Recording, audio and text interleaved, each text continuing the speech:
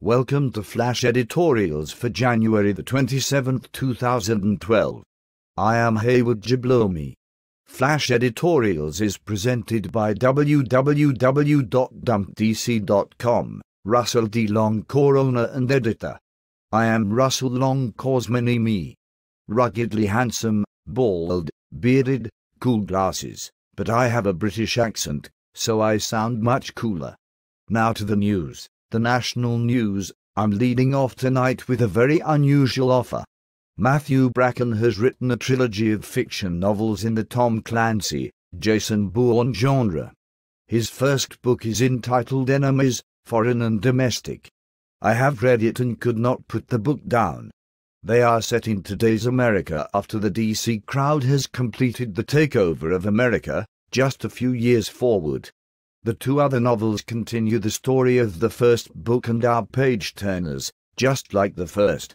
If you want to learn about these books, go to Amazon and look them up.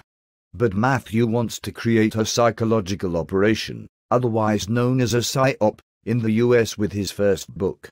He's calling it Operation the FID. His plan is to give the book away for free as a Kindle download for 5 days only beginning March the 1st, 2012.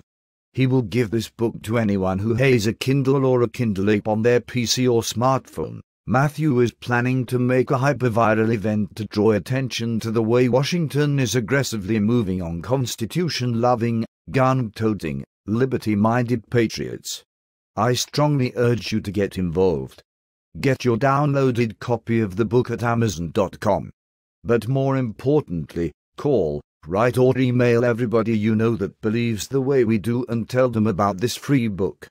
Be a part of this stunning spike in Kindle downloads and help fight tyranny. The Nation Part 2. The U.S. Postal Service has announced that they will slash over 35,000 jobs in an effort to cut costs and balance their budgets. They also plan to close 223 out of 461 mail processing facilities across the nation. But even if the Postal Service shrunk back to Monday, Wednesday, Friday service, it won't save enough money to fund their pension obligations. Just this year, they have a $5 billion obligation they can't pay. This is a sunset industry that is getting hammered by the internet. DC should sell off mail service and allow the free market to determine how mail gets from one place to another. And of course they won't. In international news, one of the terms of the European Union deal to bail out Greece is a clause that allows the lenders to confiscate Greece's gold bullion holdings of over 111 tons of gold. This completes the rape of Greece. Even if Greece wanted to leave the euro and return to the drachma as their money, without gold it's impossible. Unless they just want to issue some paper money of their own with nothing behind it. Oh, wait. That's the Euro. International Part 2. Why doesn't Iran just buy a nuclear weapon? They are catching all kinds of shite from the West about engineering a nuke even though there is no evidence whatsoever that Iran is developing 90% enriched uranium. But there are thousands of nuclear weapons floating around the world, most from the old inventory of the Soviet Union. I cannot believe that a few million in gold could not bring a few missiles to Persia. Russia could put a few missiles and mobile launchers on barges and float them down the Caspian Sea to an Iranian port. Once Iran actually had the nukes, the crap from Washington and Tel Aviv would end. Bullies don't pick fights with those who can kick their ass. But this ain't about nukes. This is about stopping or slowing down the disconnection of the dollar as the world reserve currency. Here is tonight's shameless plug. Are you looking for a domain name for the new website you want for that business idea of yours? We can help you find that domain name, then help you reserve it while we host it for you. Come to www.biggeniedomains.com. In business news, this week, the Dow Jones Industrial Average topped 13,000 on Thursday, closing that day at 12,984.69. All the news shows and cable TV business networks are singing happy days are here again. The truth is that the central banks have flooded the world with trillions of dollars and euros of counterfeit currency. and when supply goes up, value goes down. This is called inflation, my friends.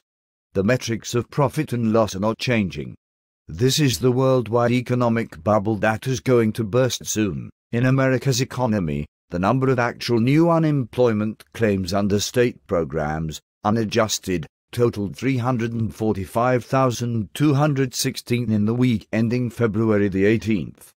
The total number of people claiming benefits in all programs for the week ending February the 4th was 7,502,791. It is not possible to calculate all of the people who have maxed out their benefits and dropped out of the system. They are not counted anymore, but they are still just as unemployed. How about some sports? Jeremy Lin's story continues, although not as shiny as last week. Anthony Federico, a writer at ESPN, wrote a script that was read on air by anchor Max Britos. In the text, Federico used the old, very well used and well-known phrase, a chink in the armor. He was trying to describe the process of finding Lin's weaknesses, if there are any. In case some of you don't know, the word chink is a derisive name for a person of Chinese descent. Anyway, the brass at ESPN went freaking crazy about the word, fired the writer and suspended the anchor for 30 days. This showcases yet again how political correctness in America is practiced. A guy makes a legitimate mistake and it costs him his job. Federico made a sober apology. When Lin was told about this travesty of justice, he did nothing to protest Federico's firing over an honest mistake. In Thursday night's Knicks game, Lin turned over the ball 9 times and cost the team the game. But nobody fired his chink ass. So much for Lin's Christianity being lived out daily. In entertainment news, someone who attended Whitney Houston's funeral snapped photos of the late pop music icon as she lay in her shiny casket. One of the photos made the cover of the National Enquirer.